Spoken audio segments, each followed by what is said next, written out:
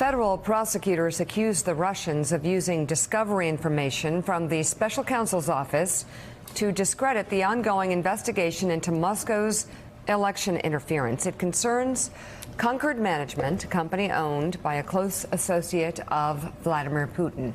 It's one of three entities the special counsel's office accuses of helping to mastermind the social media effort to meddle in the 2016 election. According to court documents filed yesterday, a Twitter account called Hacking Redstone promoted information on a website that contained the files the special counsel's office says it provided to Concord Management in the discovery process. Prosecutors say the non-sensitive material was altered and released as part of a disinformation campaign. The website was eventually linked back to Russia. The filing is aimed at explaining why Mueller is opposed to sharing sensitive evidence with the accused Russian troll farm. You know, you really do have to wonder, Willie, sometimes just how stupid some of these people are. I mean, you're going to, first of all, Gates and Manafort and all these guys going in lying to Bob Mueller, that never ends well. No. And now you've got this company linked to Russia, altering the documents and sending them out there. You know what? You just leave Bob Mueller alone if he's in your sights. It's just not going to end well for you. Don't poke the bear has always been a good lesson. You don't pull on Superman's cape. Yeah. You don't spit in the wind. Right. So to boil down what Mika just read, a Russian entity is interfering in the investigation into Russian interference into the 2016 election. Yes. Not quite learning their lesson, it appears. No, and Admiral, by the end of this, we may look at the big bad Russians and say, boy, there was some real incompetence in there as well. Indeed. You've got to ask yourself, how capable are the Russians if they're going to put a scheme like this into play? And, you know, this ought to tell us, A, they're not 10 feet tall, certainly, and B, they're very discoverable if we are willing to shine a light on this. That's what's seen today. Talking about them being discoverable, what impact do you think Mueller's filings had several months ago, where we told the Russians and the world, not only do we know where you hacked us from, we know what the building was, we know what keystrokes you hit, we know what officer was sitting at the computer when you were doing that. In fact, we know so much more about you than you will ever hope to know about us. What message does that send to the Russian intel community? Yeah, it's kind of a two-edged sword. It's a feel-good moment, certainly, and it might have some capability in terms of deterring them a bit. On the other hand, Joe, and you know this, you don't want to give the information exactly. out. Right. At the end of the day, the information is valuable. Your sources and methods are the crown jewels of intelligence. So you really want to kind of hold those back. But the question is, does it moment. act as a deterrent? Well, and I think that is, so far, the answer is no, because we see them continue to prod and poke. Yeah, so far they're acting with impunity, and they've gotten quite a lot of mileage. Yeah. I mean, if you look at Russia, not just this, but Russian foreign policy over the last couple of years, talk about getting a lot of mileage, to mix metaphors, out of a pretty weak hand. Gosh. They've got an extraordinary return on what they've done in the Middle East, in Ukraine, with American elections, with Brexit. I'm hard pressed. I don't know about you, Jim. I'm hard pressed to think of another country that actually had fewer resources that has as much to show for it. Please find me, and I open this up to the table and any viewer. Please find me over the last, in modern history, please find me a country, a weaker country, playing a stronger hand at the same time that their global competitor, a stronger country, is playing a weaker hand. Madeleine Albright talked about that yesterday. I can't think of an example. No, there is not one. And here you have to give credit, if you will, to Vladimir Putin, who is a very capable tactician. He's a bad strategist in the sense that he will eventually lead Russia down a rabbit hole. Right. Russia needs to integrate with the West. That's their future. China looks at Siberia, all of its resources. Nobody lives there, like my dog looks at a ribeye steak. It looks really tasty. Well, China, over time, will exert itself on Russia, and Putin's strategy is going to fail the Rodini. It's going to fail Russia in the end. It will, and again, I always accuse Donald Trump of being a day trader, but at the end of the day, Vladimir Putin is a day trader. Here's a country that desperately needs to be brought in to the world community. They need a strategy for integrating into the 21st century. Absolutely. Instead of mourning what happened on Christmas Day 1991. It's over. The Soviet Union fell. So where does Russia go from here? You're exactly right, but there's no real economy. He hasn't introduced a dose of economic reform. And you know what? They're also going to have a succession problem. One of the problems with countries like Russia is when you have no political legitimacy, how do you transfer power? China's going to run into that problem potentially. Russia surely is. Turkey, you go around the world, all these top-heavy systems, they are sowing the seeds for their own instability. And that's what worries me the most right now about Russia is, yes, Vladimir Putin scares us. You know what should scare us even more? What comes after?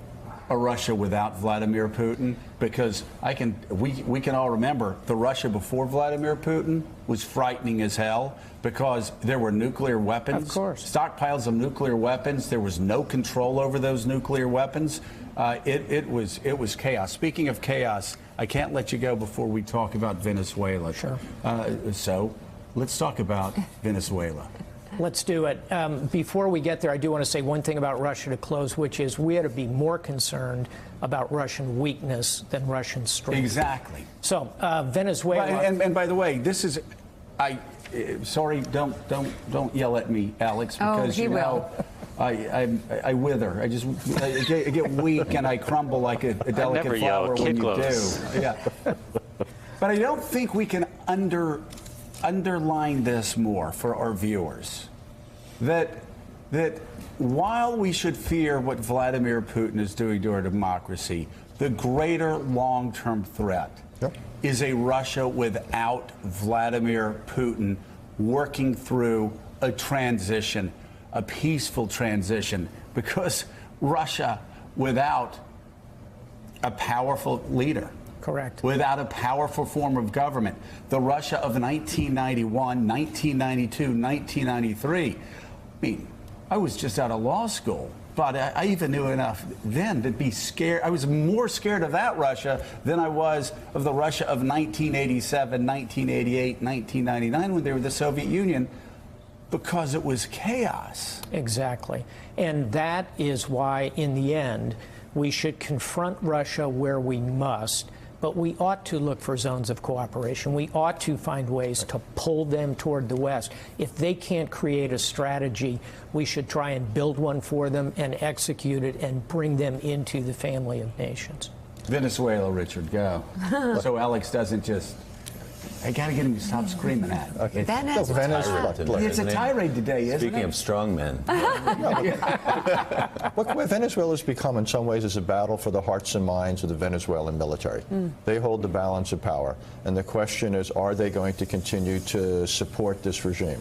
At the top level, yes. At lower levels, I think there's question marks. We're also beginning to see the regime resort to police forces, to basically extra-legal, also known as illegal police forces, to basically round people up. So things are deteriorating. What we don't know, particularly as we ramp up sanctions, is how long things will hold together now there. So I think that's the play we're in. We're increasing the pressure on them from the outside, economically, politically.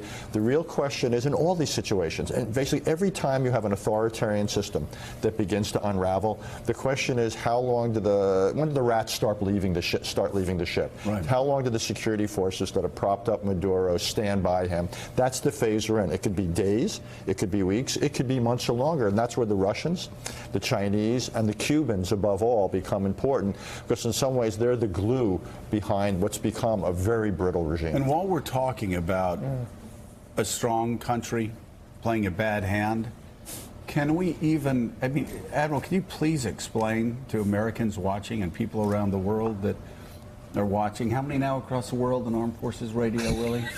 87 million every day. I think it's 87 million every day. More people, by the way, little known fact, will watch this episode of Morning Joe than the last 5 Super Bowls combined. So what you say, Admiral, It matters.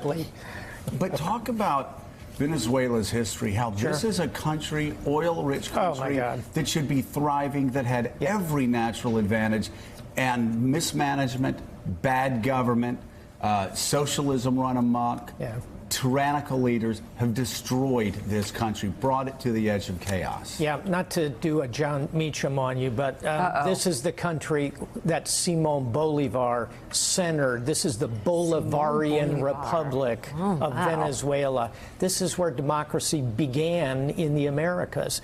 So at the end of the day, the tragedy here is not Nicolas Maduro, the current leader, it's Hugo Chavez, who preceded him, invented this half-baked socialist strategy called Chavismo, named after himself, and destroyed the oil industry, cratered the economy, and then died just as oil prices went down, and handed the whole mess to a bus driver named Nicolas Maduro.